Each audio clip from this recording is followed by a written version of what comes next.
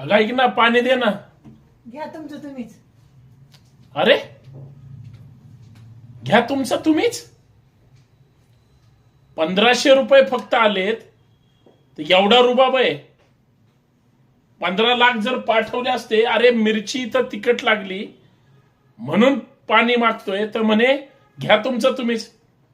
15 लाख अकाउंटला आले असते तर काय केलं असतं. आणि नशीब 15 लाख सोडा, 15,000 जरी आले असते तर किती रुबाब.